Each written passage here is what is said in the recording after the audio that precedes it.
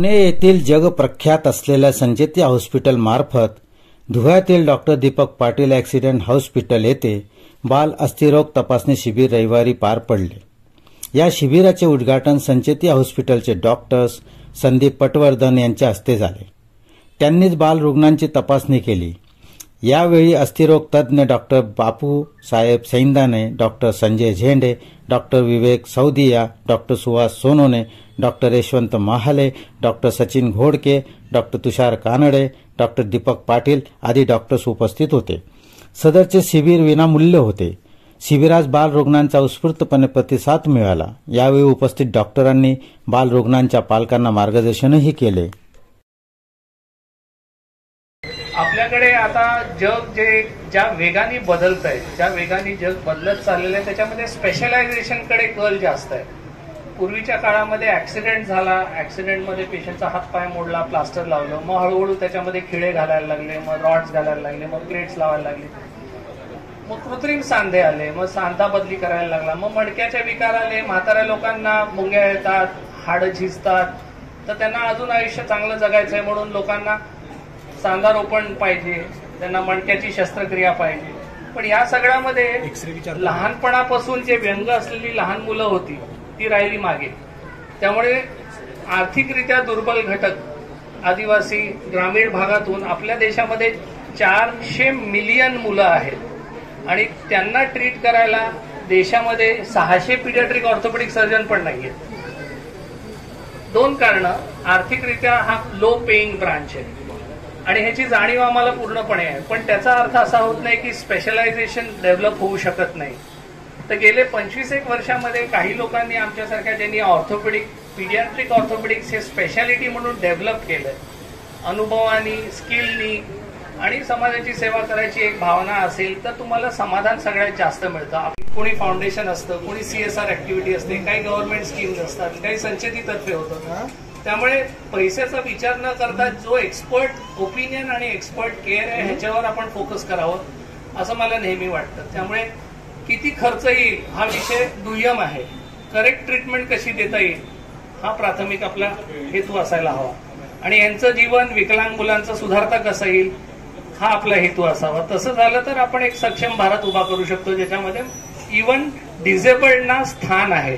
नाही तर विकलांग मुलं शेजारी पडलेली आहेत आणि मग देशाची प्रगती होऊ शकत नाही. If you have a disabled childhood you don't become a able bodied adult असं माझं मत आहे. त्यामुळे त्यांना समाजात इंटिग्रेट करण्याच्या दृष्टीने महत्वाचं आहे की सगळ्या घटकांना घेऊन आपल्याला त्यांना ती योग्य ट्रीटमेंट करणं भाग आहे.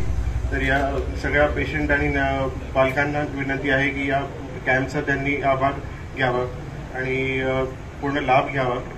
दिसतं की काय करायला पाहिजे आणि अतिशय ज्या कॉम्प्लिकेटेड केसेस आहेत त्याला ते डिलेला अतिशय चांगले करतात आणि तो लाभ तुम्हाला झाला याचा मला आनंद आहे. एक ऑपॉर्च्युनिटी ज्याला म्हणतो, जी संधी म्हणतो, दीपक पाटलांनी आणि संचेती हॉस्पिटल उपलब्ध करून दिली. एवढा मोठा माणूस आपल्या गोळेकरांच्या पेशंटसाठी या ठिकाणी उपलब्ध करून दिला आणि तो विनामूल्य अतिशय म्हणजे सरांचा तर येणाऱ्याचा खर्च सुद्धा दिला जाणार नाही, स्वतःच्या खिशातून ते करणार आहेत. आणि याच्या पुढे सुद्धा मी सांगेल तर स्वतः सांगतीलच आपल्याला प्रत्येकाला ट्रीटमेंट ही मिळेलच. पैसे आणि बिल आला हे जर ठेवा मित्र हो तुम्हाला योग्य ते ट्रीटमेंट चांगल्या पद्धतीने डॉक्टर संदीप पाटील, संदीप पटवर्धन आणि संचेती हॉस्पिटल यांच्या विद्यमाने आपल्याला मिळेलच याची मी ग्वाही माझ्यातर्फे देतो.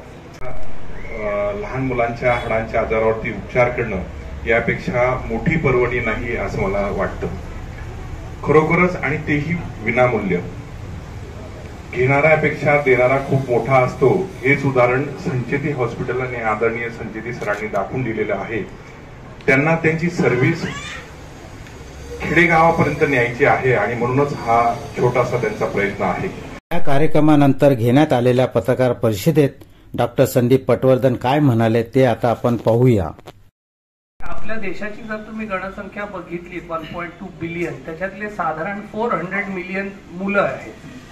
त्याच्यातले तुम्ही 1% धरलं तरी किती झाले बघा. आणि बाल विकलांगता ही विविध प्रकाराची आहे. पोलिओ आपल्या पोलिओ लसीकरणामुळे संपुष्टात आलेला आहे. त्यामुळे लहान बालकं पोलिओची हल्ली आढळतच नाही.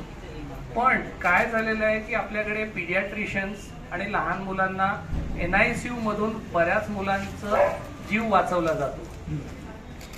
गर्भधारणेनंतर जर प्रीमॅच्युअर डिलिव्हरी झाली, 28व्या आठवड्यात जन्म झाला, 30व्या आठवड्यात जन्म झाला, तर काय होतं की बालक NICU केअर आणि ऍडव्हान्स मेडिकल केअरमुळे जीव तर वाचतो, पण त्याच्या मेंदूला रक्तपुरवठा अथवा प्राणवायू कमी मिळाल्यामुळे विकलांगता निर्माण होते आणि ह्याचं प्रमाण खूप हाय आहे. त्याचा विचार होत नाही. आपण प्रत्येक जीव वाचला पाहिजे या हेतूने जीवन वाचवतो, पण त्यानंतर ते बाळ त्या आई वडिलांना सांभाळावं लागतं आणि 40 ते 50% अशी मुलं आहेत त्याच्यातली ज्यांना सेरेब्रल पॅल्सी हा आजार होतो. सेरेब्रल पॅल्सी हा आजार असा आहे ज्याच्यामध्ये मेंदूला प्राणवायू कमी मिळाल्यामुळे काही तंतू त्याचे त्यावेळेला डेव्हलप होत नाहीत अथवा डेथ होते त्यांची, म्हणजे मरतात आणि त्या ठिकाणी स्कारिंग होतं ब्रेनमध्ये. किती प्रमाणात कोणाला होईल हे सांगणं कठीण आहे. MRI मध्ये ते दिसू शकतं, पण प्रॉब्लेम असा आहे की एकदा ते झालं की ते आपण उलट करू नाही शकत. उरलेला मेंदू जो चांगला आहे त्याला चालना देऊ शकतो, ट्रेनिंग देऊ शकतो, काही भाग त्याचा ते टेक ओव्हर करू शकतो, पण मोटर कॉर्टेक्स म्हणजे ज्यांनी हातापायाची चालना होते तो जास्त सेन्सिटिव्ह भाग डॅमेज होतो.